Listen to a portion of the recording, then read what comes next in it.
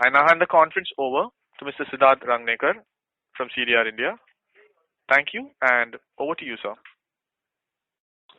Thank you, and welcome to Jubilant FoodWorks Q1 FY21 earnings conference call for analysts and investors. Today we are joined by senior members of the management team, including Mr. Shyam Bhartia, Chairman of Jubilant FoodWorks, Mr. Hari Bhartia, Co-Chairman of Jubilant FoodWorks, Mr. Pratik Pota, CEO of Jubilant FoodWorks, and Mr. Prakash Bisht, CFO of Jubilant FoodWorks. We propose to commence with key thoughts from Mr. Bhartia. Thereafter, we will have Mr. Pratik Pota sharing updates on the progress that JFL has made operationally in response to COVID-19 and the strategic imperatives that lie ahead. After the opening remarks from the management, the forum will be open for question and answers. A cautionary note, some of the statements that may be made on today's call could be forward-looking in nature, and actual results could vary from these statements. A detailed statement in this regard is available in Jubilant FoodWorks' Q1 FY21 results release and earnings presentation, both of which are available on the company's website under the Investor Relations section. I would now like to invite Mr. Bhartia to share his views with you. Thank you, and over to you, sir. Good evening, everyone, and thank you for joining us today. I hope you are all safe and doing well. As we navigated COVID-19, our first priority remained ensuring the safety and well-being of our colleagues and our customers. The company is fortunate to have an incredible community of employees and partners who have helped us maintain business continuity in the wake of pandemic. This in turn helped us to serve our customers and our communities with a convenient, affordable and safe food and a great service experience. In India, with an intention to contain the COVID-19 spread, the government responded with 4 phases of lockdown, which was in effect from end of March till May 31, with various levels of stringency. It became increasingly clear that COVID-19 will not disappear immediately and the economy will need to be managed alongside persistent infection risks. Hence, the 4th phase of lockdown was followed by Unlock 1.0, wherein, barring containment zones, most of the business activities were allowed to resume their operations. We continue to see uncertainty in the operating environment as sales are impacted due to localized shutdowns. But we also see that authorities are working towards opening up so that economic activities can resume in full force in the coming weeks. We have also seen gradual improvement in operating hours week on week, and also we are starting to see consumer confidence coming back. Let me now turn to Q1 performance. Owing to COVID-19, during a large part of Q1 FY21, we were faced with acute supply as well as demand challenges. On the supply side, the lockdowns resulted in lost revenues on account of temporary store closures, also temporary closure of dine-in and takeaway formats, and of course, curtailed operational hours across major cities. On the demand side, there was consumer anxiety about making the contact with the outside world, which led to a reduction in delivery orders during the quarter. Reflecting on quarter's performance, I would like to comment on 2 key attributes that clearly made this quarter unique in the face of adverse operating environment for the company. Firstly, I must elaborate on our efforts to swiftly restore the operations. We were among the fastest to reopen our stores, wherein we opened 1,000 plus stores within 53 days of the announcement of the national lockdown, despite significant ground level challenges. We were the first to introduce zero contact delivery and to extend it later to zero contact takeaway and zero contact dining. Our strong supply chain infrastructure in commissaries and distribution centers across India helped us to respond faster to operational needs in terms of new requirements of sanitization and food safety. This gave us tremendous agility in responding to operational needs and reduced dependence on third parties. Our own digital platform helped in direct connect with our customers when most of the orders were coming through digital. We saw additional traffic on our platforms and increase in our app downloads. We saw business recover progressively through last quarter, and the months of July and August were especially very encouraging. Secondly, we made bold structural moves made to change the short term and prepare us better for the longer term. With an intent to mitigate the adverse impact of pandemic, we tried to variabilize as many cost elements and reduce discretionary expenses. We have decided to shut down 105 unprofitable Domino's stores. These stores were part of margin improvement programs during the pre-COVID period. Most of these stores had dine-in focus and were located in malls, food courts, and tech parks. Closure of these stores will lead to an improvement in our margins in the future. We will, however, be opening 100 new Domino's stores this year, and hence our network will be of a similar size as last year. We plan to make our store portfolio to become more profitable by the end of this year. We also introduced a delivery charge for the first time to recover the increased cost of doing business. Since delivery charges are now accepted norm in the industry, we expect these delivery charges to continue in the future as well. Recently, as you are aware, we forayed into FMCG segment with the launch of RTC range of products under the brand name Chef Boss. Given the increased interest in home cooking and experimentation, our entry into this exciting and fast-growing category could not have been better timed. These bold measures have not only helped us to mitigate the COVID impact last quarter, but more importantly, have also positioned us better structurally for the future. Our performance in the international segment was encouraging both in Sri Lanka and Bangladesh, doing well in navigating the COVID-19 crisis. The business recovery in both countries have been healthy, with Sri Lanka becoming profitable last quarter. We continue to see strong potential in both markets and plan to open 5 stores in each of the both countries. To summarize, our team displayed tremendous agility, flexibility, and boldness in the way we responded to the crisis. We moved quickly to restore operations, to adapt our business to new realities, even as we made structural changes that will help us to emerge stronger from the crisis. Looking ahead, we are hopeful that the business will continue to improve gradually over the next few months. We expect near normalcy by the exit of Q4 FY21. We remain excited about the medium to long-term potential of our category and our business, and we have no doubt that we will emerge from this crisis better positioned to participate in the opportunities that lie ahead.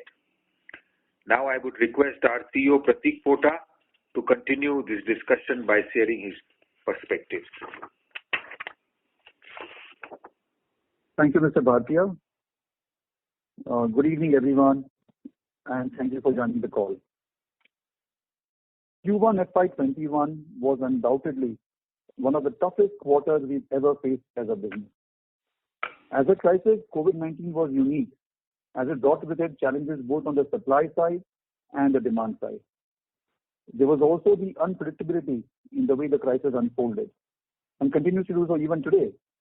which required us to be extremely vigilant, swift, and flexible in the way we responded. Our execution strength, a strong brand that has earned consumer trust and credibility, a robust and resilient supply chain, and agility of our own actions helped us in dealing with this crisis. However, above all, it was our teams and the people on the ground that rose splendidly to the challenge of the crisis. The store and the commissary teams braved difficult odds and adverse conditions to continue serving our customers and keeping the business running. This quarter truly belongs to them. We faced several challenges during the quarter. We entered Q1 FY21 just after the nationwide lockdown had been imposed, resulting in the closure of all our stores for dine-in, takeaway, and delivery. Thereafter, since delivery had been called out as an essential service, we began opening our delivery stores progressively from April. The national lockdown was followed by local restrictions and lockdowns, which also disrupted operations and led to store closures and revenue loss. In addition, curtailment of store operating hours till only 9 p.m. until June meant that the dinner day part was severely compromised. More than 250 stores had to remain shut on weekends, which also impacted peak periods adversely. We took a number of urgent steps to deal with the crisis and to ensure business continuity. We took all necessary and possible steps to firstly ensure the health and safety of our employees and their families. We reached out and maintained a continuous line of communication with them, reassuring them and keeping them motivated. We were the first to launch zero contact delivery and subsequently zero contact takeaway and zero contact dining. We worked with the local authorities across the country to open our stores.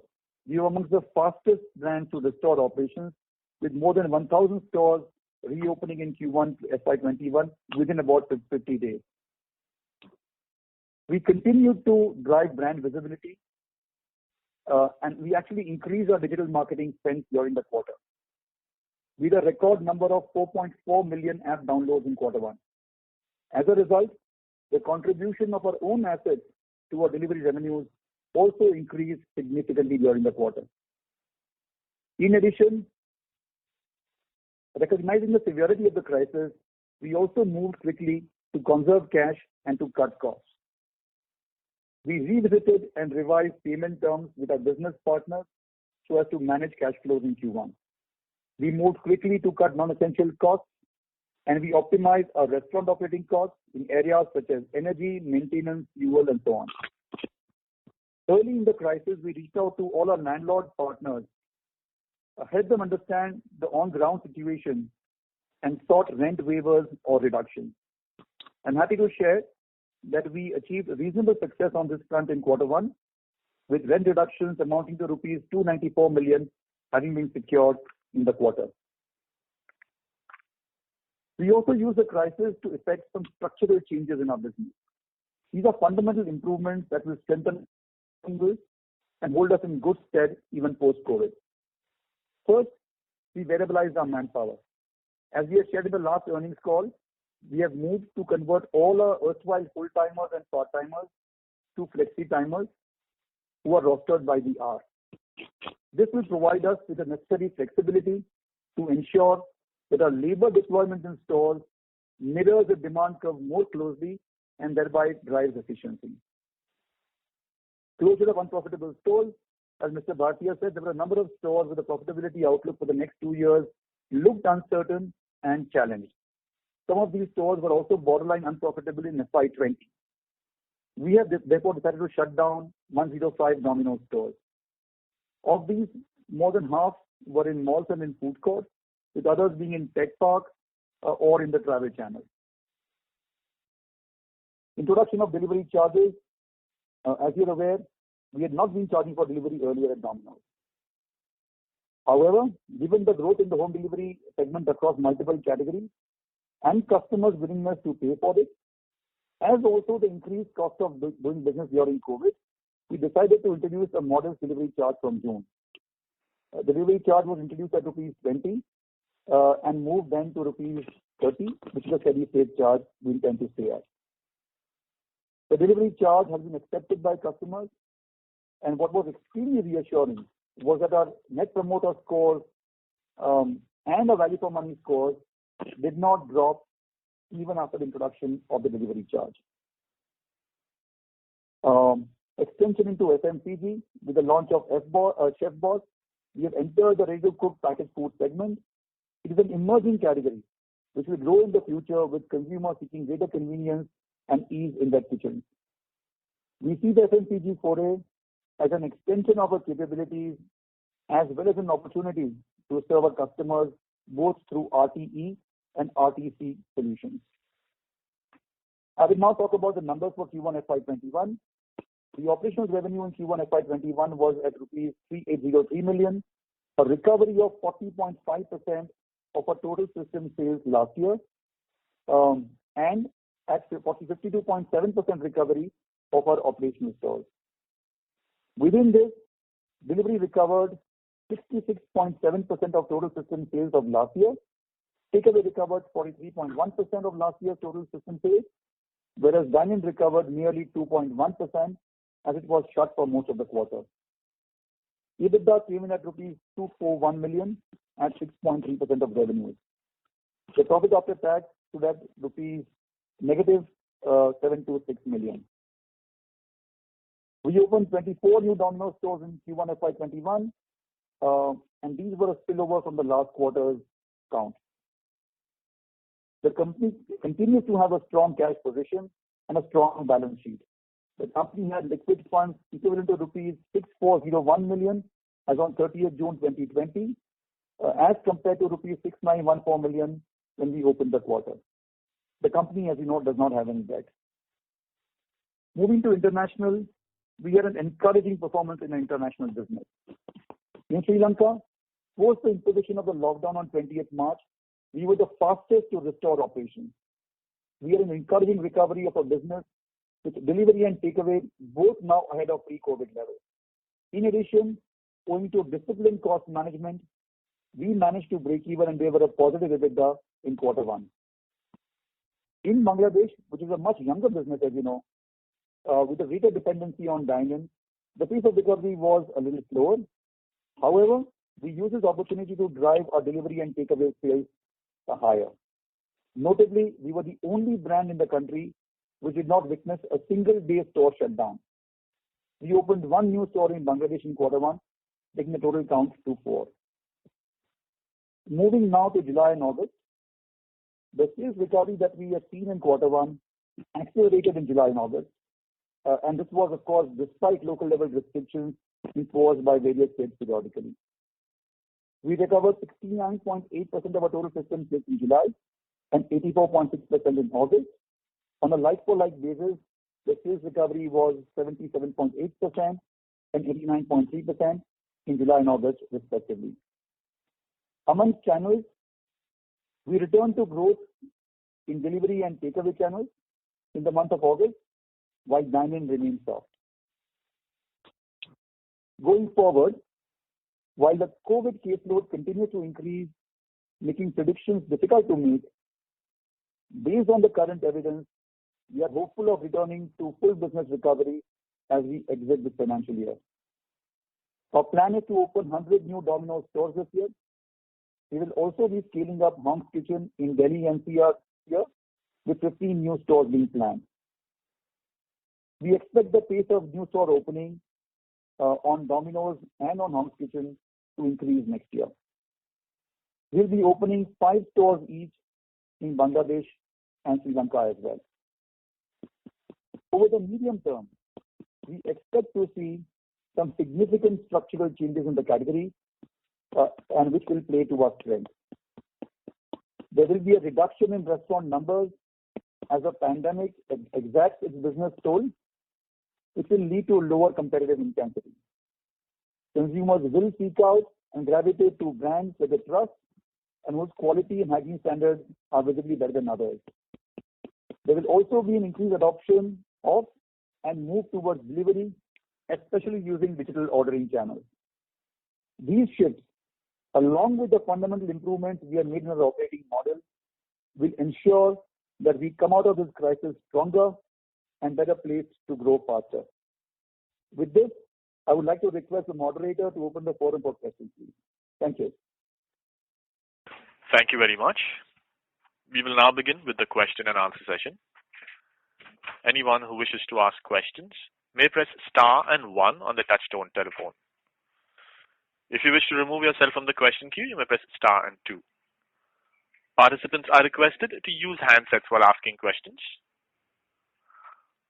Also, before we begin, we'd like to inform participants that in order that the management is able to address questions from all participants in the conference, please limit your questions to 2 per participant. Should you have follow-up questions, we request you to rejoin the queue. Ladies and gentlemen, we will wait for a moment while the question queue assembles. The first question is from the line of Kunal Vora from BNP Paribas. Please go ahead. Yeah, thanks for the opportunity. The first question is on the rental. So the 29 crore reduction which you've seen, it looks like almost 1 month of rent. Is that a fair assumption that like you got like April waiver, and are you seeing any permanent benefit in terms of lower rentals going forward? So Kunal, the rent reduction that we got of 29 crores for the first quarter required us to engage with hundreds of our landlords and have a individual discussion pertaining to the store's context. In many cases where the stores were completely shut for April or for the month of May we were able to get higher reduction. And in some cases, the stores had reopened, we were able to get lower reduction. The number just happens to total up to 1 month or approximately 1 month of rent, but it required a lot of individual discussions across hundreds of landlords. Does this answer your question, Kunal? Yeah, I just wanted to get some sense on the permanent reduction. So like I get it that in the June quarter you would have got some concessions, but are you seeing any permanent reduction in rental, the long-term benefits in terms of lower costs? The reductions that we secured, Kunal, and that reflect in the P&L was specifically for quarter 1. We are engaged in an ongoing dialogue with landlords for reductions in the subsequent quarters, as also for a permanent resetting of rent. That task is a non-trivial one. It's a little bit more difficult because in many markets, in fact in most markets, the commercial rent hasn't yet recalibrated. But we expect that to soften, and we expect us to have some more success in resetting rents permanently. But it's an individual discussion, case by case discussion. The rent reduction that you see right now is secured only for quarter 1. Sure. Second and last question on the stores which you are shutting down. So, like, can you just talk about the total expenditure per store which you incur, and what will be the cost on equipment, and what could, like, that can be salvaged, like, and what could be the kind of write-off which you might need to take because of the 100 store closure? I think, may I take this? Yeah, Kunal, this is Prakash Bes.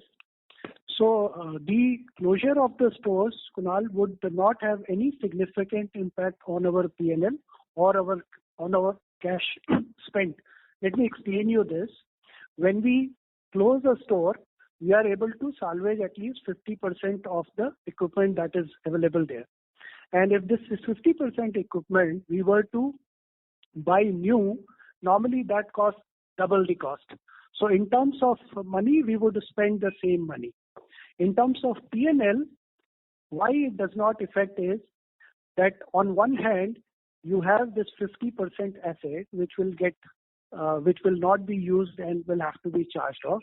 But at the same time, in the Ind AS, you have also an asset which is ROU, right of use asset, and also a lease liability which is pertaining to these stores. That will also get reversed.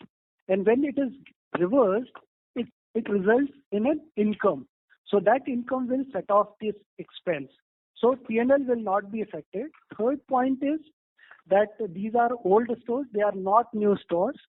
So they are appearing in our books only at WDV. And as you might be aware, typically our store expenditure remained in the range of 85 to 1 crore per store. But these are old stores, so the value of these WDV is much, much lesser, but it would not have any significant impact on profitability. Does that answer? That's it from my side. Thank you. Thank you. The next question is from Aditya Soman from Goldman Sachs. Please go ahead. Hi, good evening. Couple of questions for me. So firstly, again, just on the store closures, given that you mentioned these are older stores, would the sales contribution be higher? I understand these are probably not profitable, but from a sales contribution, I'm assuming that sort of shutting 100 of them and opening new stores, it would still take time for the new stores to sort of reach the old store, same store sales levels. Would that be a fair assumption, or would that be wrong? Aditya, that would be a fair assumption to make ordinarily. But in the wake of the COVID-19 situation and the revenue recovery that we were anticipating in these stores, the difference would not have been sizable.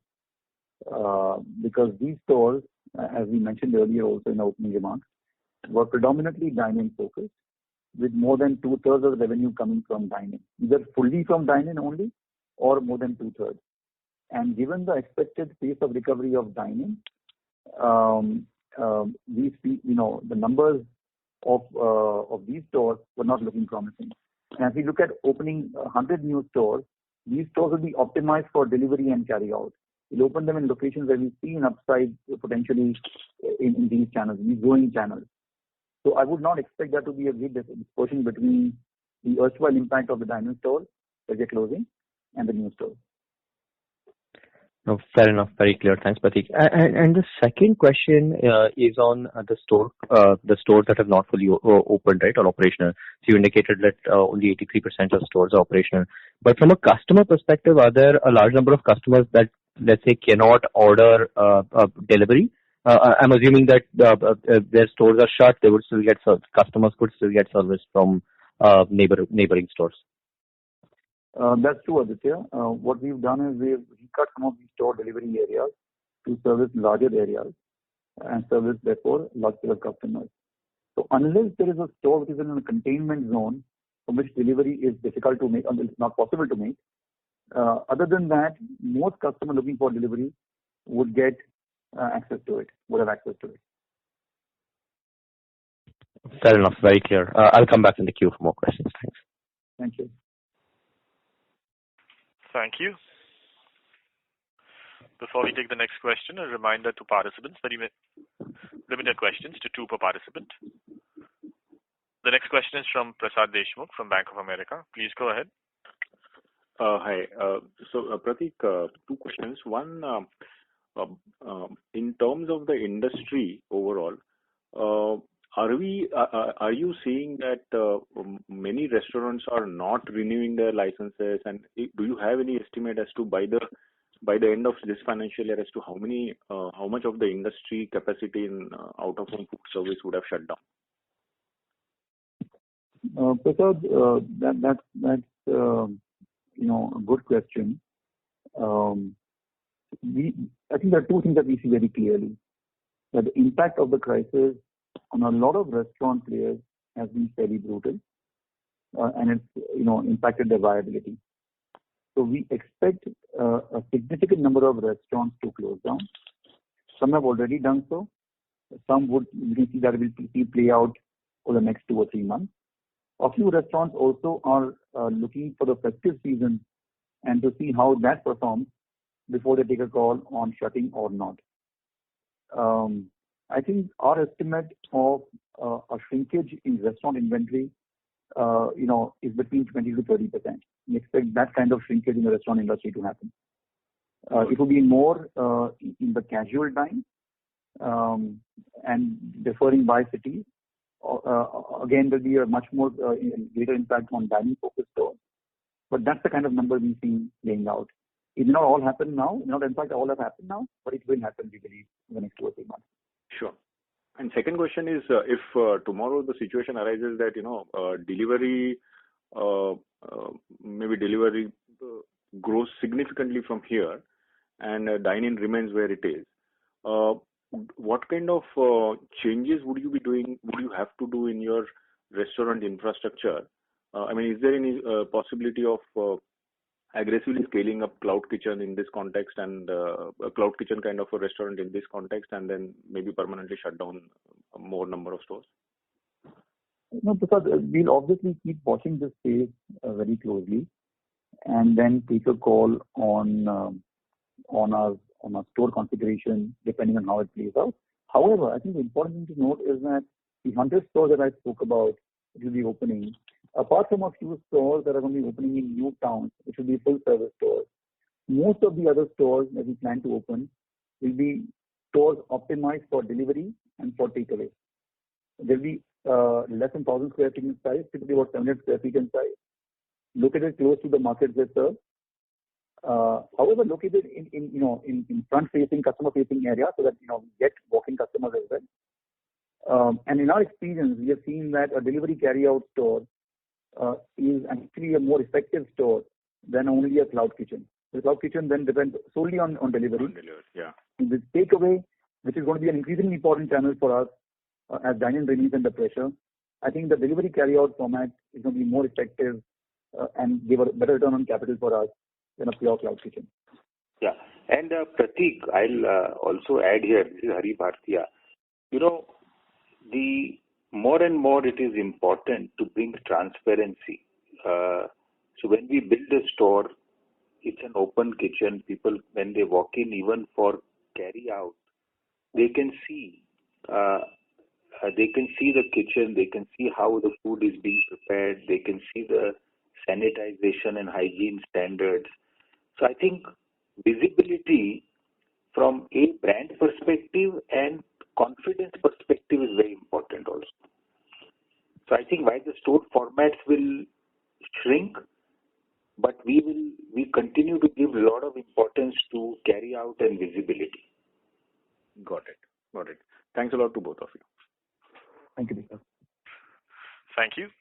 The next question is from Manoj Menon from ICICI Securities. Please go ahead. Hi, Pratik and team. That was a brilliant execution which we could see in the last 5 months. A couple of questions actually. One, just curious to understand the conversations which you would have had internally, before you decided to implement the delivery fee. Because historically, when I look at it, whether the pizza, price what I pay for a medium size in Bombay versus let's say Manhattan, I think there has been enough understanding or observations that pizza is an expensive product in India from a consumer lens. So how do you, I understand that at this point in time, consumers are probably prioritizing. Consumers are not necessarily prioritizing price and value. So FY21 or even FY22 is fine. So, but then it was an important one because let's say, for example, as an analyst in April, this is not even in my wildest dreams that this is something which was feasible. So, good luck on that. So just understand the affordability angle, on pizza, the gross margins what we have currently. That's the first question. The second, a question to you and Mr. Bhartia, actually on the a general thought process on M&A opportunities which may be available in the market today, and that also to see in the context that Jubilant FoodWorks is probably the only restaurant stroke sort of similar company which actually has got a good balance sheet and more importantly got a currency of the stock as well. Just trying to understand these two things.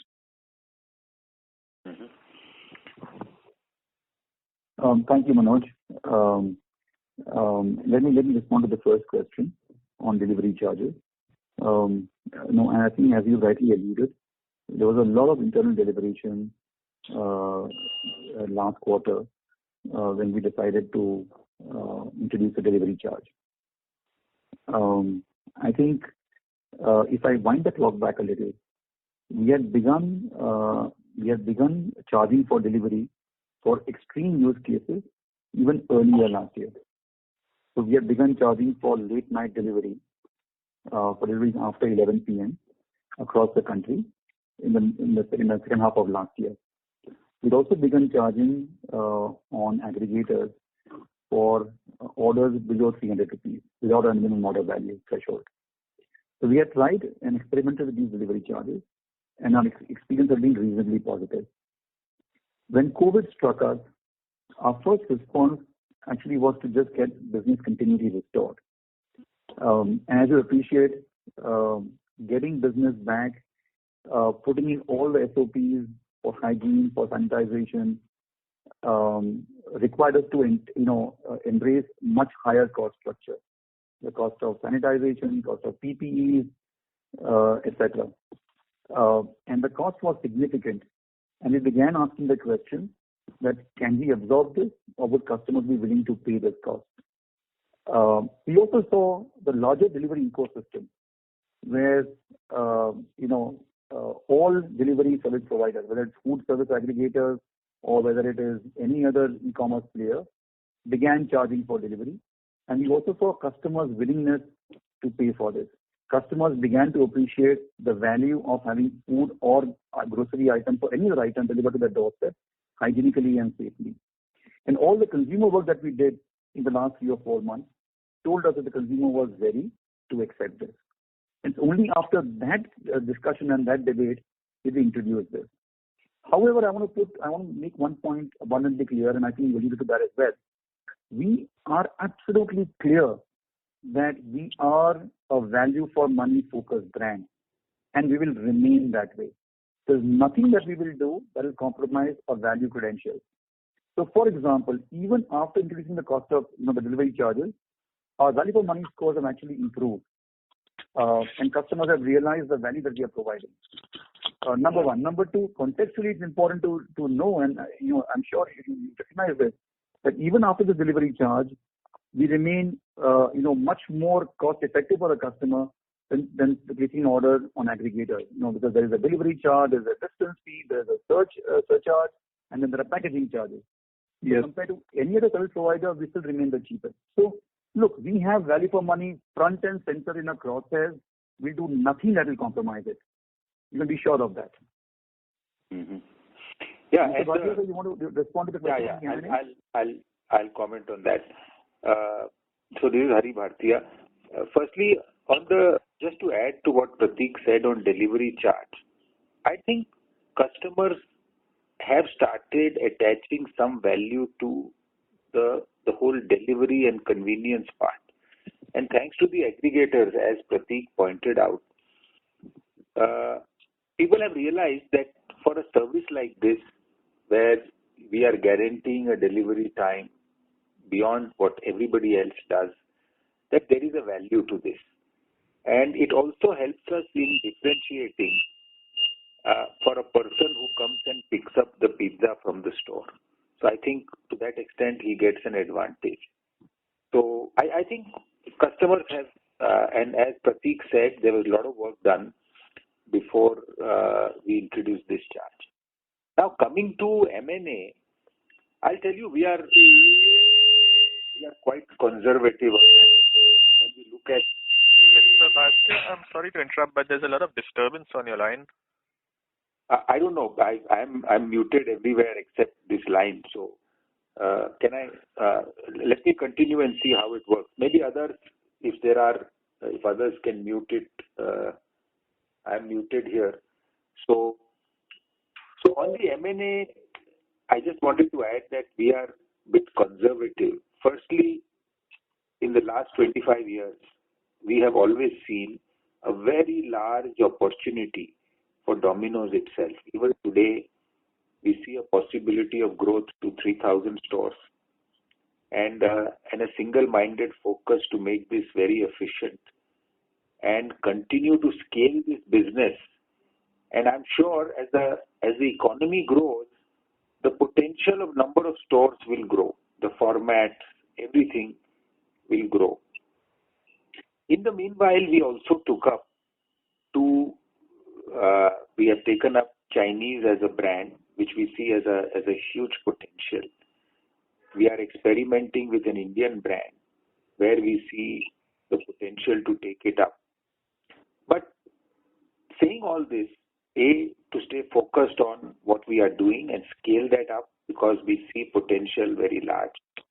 Sri Lanka and Bangladesh together offers a big opportunity, almost to a level of, if I say combined, between 300 to 400 stores in the next many years. But to your point, we look at opportunities, we see where we can add value, where we have strength in terms of either digital. As you know, we have a unique supply chain system which can help reduce the cost in a new brand. We do continue to look at opportunities, and if we find something where we can add value and help them scale up, and which is not competitive to our existing play, we will look at it. Okay. Understood. Thank you so much, Hari, and thank you so much, Prateek, for those very detailed responses. The only context which I just quickly highlight on my second question on the M&A opportunity was point number one. As an analyst, I've been advising investors on one aspect, saying that look, Jubilant is probably the only company with, at least in my understanding, listed or unlisted, which actually got a good balance sheet, and a lot of the other companies would probably need a growth capital infusion, so which technically means that there might be distress and otherwise opportunities. And top down, for example, when I look at the Chef Boss launch recently, or the Chinese, or the comment 6 months back about looking at some of the global opportunities, it's very clear that top down, Jubilant FoodWorks as an organization might be willing to look at in opportunities for growth outside of Domino's. And India, possibly there may be a burger opportunity, there may be, XYZ food opportunity. That was my background of asking that question, because the timing was more important. Maybe I would not have asked this question 1 year back. No, your point is right, and we are looking at it, but we have to be careful. We are just not jumping at it, and if we feel that we can add value and create a sustainably large business, we will look at it. Understood, sir. Thank you so much, and all the best to you, Prateek and team. Good luck. Thank you, Manoj. Thank you for the question. Thank you. The next question is from the line of Dhaval Shah from Girik Capital. Please go ahead. Hello. Yeah. Sir, my question is on the operating hours of the stores during the Q1. On an average, they would be operating 50-60% of the regular time. What is your understanding? Dhaval, that would be a function of which period you're talking about, and which geography and which town and which store in particular. We saw the operating hours improve from Q1 into July and August. And in July and August, the operating hours curtailment was confined to a few stores. But until early July, we actually had all stores shutting at 9 p.m. Okay. So it's a function of, again, like I said, which store, which geography. Sure. Also with channel. I mean, some channels were allowed to operate for longer hours, but dining was shut a lot earlier. The interesting thing is that wherever we have seen operating hours being unconstrained, our recovery there has been much, much stronger. So this average that you see of 85% is a combination, as you can imagine, of stores which were constrained in terms of operating hours and operating days of the week, and stores that were unconstrained. And a large number of stores that were unconstrained actually have returned to full normalcy and pre-COVID sales levels. Yeah. So just was trying to figure out the employee cost. Since the entire staff has moved to the variable part. So if the store starts operating to near normal hours, what sort of number should we keep in mind on the employee side? So it should be, would it be upwards of 250 crores? So that was hard to put a number to it. It will be a function of various different things. But I think the important point is, if you look back at the Q1 results that you were seeing, our move to variabilization actually happened through the quarter, mid-quarter actually. So you weren't seeing that benefit being captured in Q1. Also the fact that through Q1 and through, I guess, even July and August to some extent, the demand conditions and local restrictions were fairly unpredictable. And therefore we had to keep our staff in the stores to service orders as and when they came. But potentially, if I look ahead, That is exactly the idea. That if once we are able to get a more certain and more definitive demand environment, how do we make sure that the supply deployment of manpower mirrors and matches what we expect the demand curve to be like? True. Fair point, sir. And what sort of trajectory do you see in terms of the GP? We have expanded by a couple of basis points. Prakash, you want to take that answer? Yeah. So, Dhaval, as you have pointed out, the GP margins has been better this quarter, and primarily the raw material cost has been good. We expect the commodity trends to be benign throughout the year. So we expect that we will have the benefit of the low prices in the coming quarters as well. Thank you. The next question is from Amit Sachdeva from HSBC. Please go ahead. Hi, good evening, everyone, and thank you for my question. Just very, very quickly wanted to ask the logic of FMCG ventures. Basically, obviously, you have a restaurant business, so there's a culinary expertise there, but this is about brand and distribution is very different, and it's also perhaps a different battle. So it may like a short-term need where people want to cook at home, but building a business of this scale, and if you could share some vision and how do you see this as, should we really take it seriously? All I mean to say is that, or it is something that is an experiment and you probably will see how it goes. So this is Hari Bhartia.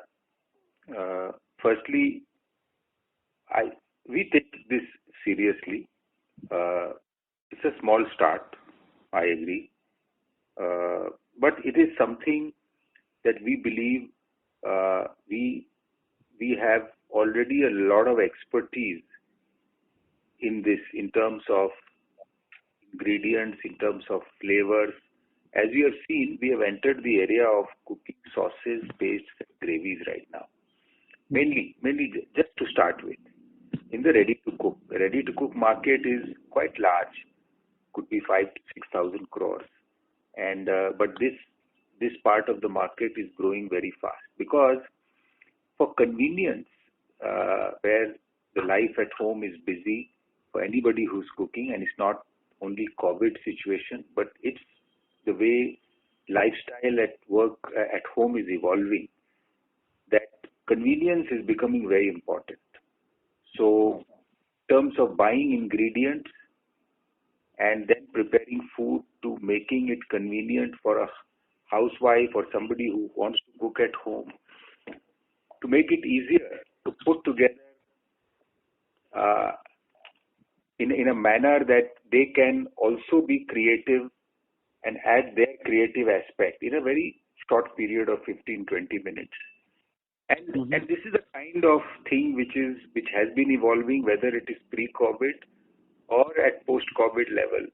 We will see that this kind of market will grow. And we do believe that we have built some deep knowledge in this area because of the different cuisines that we work in. We have good supply chain capability to produce this at an effective cost. And as you have seen, we have launched it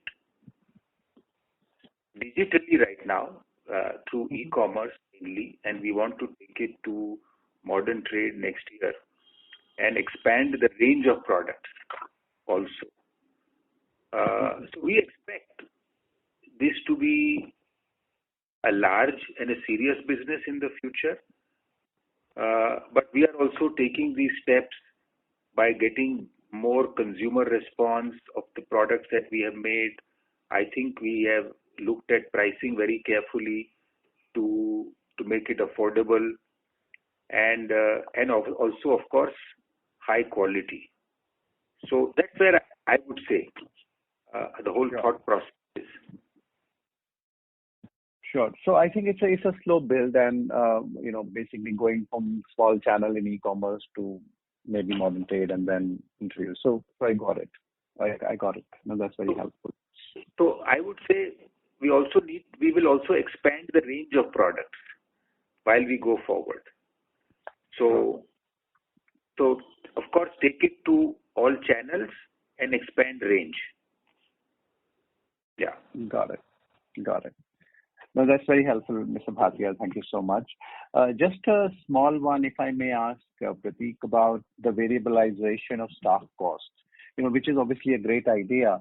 And you probably would like to retain some part of it as the situation evolves as well. But I would assume the delivery staff was already on the variabilized structure, if I'm correct, right? Largely it has been achieved over time last year as well, quite a lot of it. And is it the per hour costing is from the fixed staff that works in the stores, or to what extent is incremental? What I want to know is that what was already there, what a new structure has come in. Does it mean that cost has now gone up?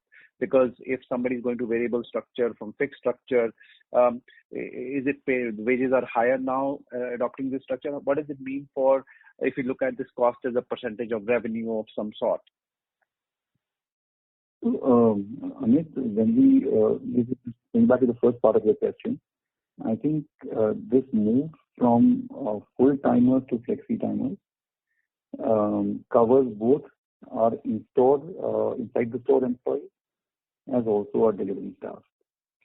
Our delivery manpower earlier was a combination of full-timers, part-timers, and pay-per-delivery. And therefore, this move to flexi-timers, wherein we roster and ask people to come by the hour, covers them as well.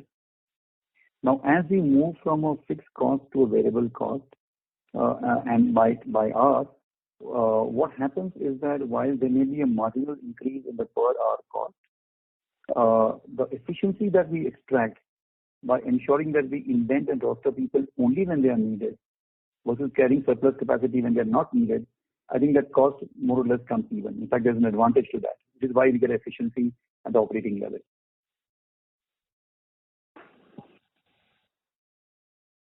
Does that answer your question, Amit? The next question is from the line of Avnish Roy from Edelweiss. Please go ahead. Yeah, thanks. Sir, you mentioned that Domino's stores new are being optimized for delivery and takeaway. My question was on Hong's Biryani and the Indian offering. Also, are you doing something to take care of this? Hi, Avnish. No, absolutely. I think our new stores for Hong's or indeed for the Indian brand will be optimized for delivery and carry out for two reasons. One is, of course, the faster growth that we expect in these two channels, but also the point that Mr. Bhatia made earlier about the importance of having a customer touch point where he or she can come and experience the brand, see the quality, see the open kitchen. So for both those reasons, even for the new brands when we expand in Delhi NCR region, we will be looking at delivery carry-out stores. Very efficient, very optimized for delivery and takeaway. And could you share some more insights on how the performance of Hong's and the Indian offering is? I understand the Indian offering on the delivery and takeaway not that suited versus a pizza. So are you also talking about expansion in the Indian offering in the next 6 months? So first coming to your question, Abhish, on Hong's. I think Hong's, we are very pleased to see a very strong recovery in performance through the quarter and especially in July and August.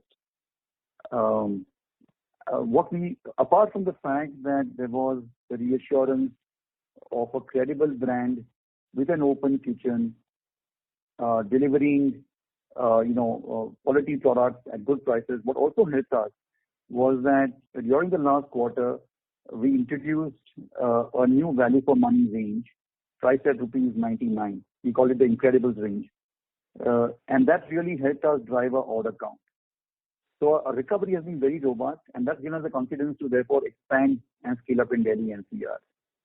On biryani, the Biryanis of India, we had only one store during the quarter, which was in a mall, and its operation was intermittent. So it's hard to sort of, therefore, sieve out and say what the recovery was. But whenever we had operations going and to whatever extent we did, the feedback was very reassuring. But we will be looking at scaling up Indian gradually over time. Thank you. The next question is from Avi Mehta from IIFL. Please go ahead. Hi, sir. Sir, I had a question on the cost savings program. Could you have a target in mind in terms of the rupees crore saving that you are planning to achieve in FY21? Prakash, you want to take that question on? Prakash really has a target. No, Avi, of course we have a target, but I think it's a future forward-looking statement, so we can't really share the target. So I'm just, trying to get a sense on how much to expect, and more importantly, how much can sustain. If you can give us any guidance on that, that is what I was looking for. No, I think it's difficult to put a number around it, but be rest assured that company is totally focused on cost, and we would make every effort to optimize the costs. So my second, sorry, go ahead. Go on, sir. No, just to add what Prakash ji said, I think there were two parts to our cost optimization exercise in the last quarter. The first one was an urgent and immediate response to the lockdown and the business impact, which we moved to do. So we cut costs, very specifically restaurant operating costs, energy costs, maintenance costs, manpower costs. So there was a lot of urgent action taken to cut our costs for the immediate quarter one. However, we also put in place a lot of work streams to help optimize costs for the longer term as well. And the intention obviously is that once this pandemic abates and once we emerge from this, we will come out stronger with a more efficient, more optimized operating model. That's exactly the intention. Okay, sir. Okay. And sir, my second bit, again, just on the, I'm still not able to understand why do gross margin should logically expand further from the current levels in first quarter, because you obviously had a delivery charge which you would not recoup for the entire quarter. What is the flaw in that understanding, and where am I going wrong? Shouldn't margins logically move up only as we go forward? And please explain that. So just to add to what Prakash has said earlier about gross margin expansion, one of the drivers of gross margin expansion sequentially and versus last year was the fact that owing to a much reduced competitive intensity and owing to the fact that the restaurant supply had gone down significantly, and owing to the fact that consumers and customers were choosing to order not driven by discounts, but driven by credible and trusted brands they could rely on, we had pulled back on discounting in quarter one. And that also was a significant contributor to the gross margin expansion. As stores have reopened, as other brands have come back, as a semblance of normalcy has returned, and we saw that in our numbers on delivery, we've got the discounts back. And therefore, there will be that headwind on gross margin on account of discounts rationalizing, which will be compensated, as Prakash said, through food inflation remaining benign. And the delivery charge, sir, shouldn't that logically add to the margins as well? Because that has been implemented in June. Would that not be the case? I mean, unless the delivery charge was something that was present for the entire quarter. No, it was not there for the whole quarter. So yeah, it started from the June. So you will see the full effect in the coming quarters. So you will see some expansion because of that, right, sir? That's a fair bit to kind of take. Thank you. We take the last question from the line of Ritesh Gupta from Ambit Capital. Please go ahead. Hello. Yeah, Ritesh, am I audible? Yeah. Thanks for taking my question, sir. Sir, just on the store expansion bit, could you accelerate from a long-term point of view, because let's say the delivery and the takeaway format gets viable? So should the 100-150 store expansion guidance from 22 onwards, should it accelerate as opportunities become better and rentals probably get more rationalized? So Ritesh, first of all, I think for this year, our 100 store plan that we've talked about, of which we've covered 24 so far, has to be seen in the context of the COVID-related practical constraints on the ground and the need for us to execute within those constraints. So that itself, I believe, is an aggressive number. However, going forward, is there room for us to change gears and expand faster? I think the answer is yes, absolutely so. I think Mr. Bhartia also called out in his remarks saying that he sees a much larger potential for Domino's as a brand in the future. So yes, next year, and hard to predict right now, but depending on how the COVID situation plays out, we could see potentially an expansion and acceleration in store expansion. Sure. And sir, just to clarify, from the previous participant's question also, historically your gross margin range has been around 74 to 75%, and that's been pretty consistent. Should we now see a relatively better long-term gross margin trajectory given the delivery charges have emerged and that has become much more acceptable to the consumer? Should we see a band change in the gross margin itself from a 2-3 year view or from a 4-5 year view? No, sir, Ritesh, I would not, move to that conclusion quite yet. I think this quarter and what we are seeing even now is a very soft commodity cost environment. Dairy costs are at historic lows, quite unlike what we saw in the past. Now, some of the margin expansion is being driven by that. The last quarter margin expansion was also driven by discount rationalization that I spoke about earlier. So as that plays back and winds back, as inflation normalizes, there will be the pushes and pulls between that and the delivery charge. Now, where that leads us, I can't be sure, but I think it's premature to conclude that there's not been an expansion in gross margins for perpetuity. Sure, sir. Thank you so much for this. Thank you, Ritesh. Thank you very much. We'll take that as the last question. I would now like to hand the conference back to the management team for closing comments. Thank you everyone for joining us on the call today. We hope that we're able to address all your queries. To conclude, we believe that notwithstanding the unpredictable and the high impact nature of the crisis that hit us, we've done a good job of dealing with it in the immediate short term last quarter. We moved swiftly to drive business continuity and get most of our store network operational. Most of our targeted stores are now operational. Our powerful brand, strength in delivery, and a strong set of digital assets and programs have helped us drive our sales recovery. Delivery and takeaway sales are back to or higher than last year's levels in most parts of the country. We've also used the crisis to make some fundamental improvements in our operating model through variabilization of store manpower, culling of unprofitable stores, and introduction of a delivery charge. We have complete conviction that we will emerge from this crisis stronger. Should you need any more clarifications or have any more questions, please feel free to reach out to us. Thank you. Have a good day and stay safe. Thank you very much. On behalf of Jubilant FoodWorks Limited, that concludes this conference. Thank you for joining us, ladies and gentlemen. You may now disconnect your lines. Playback is complete.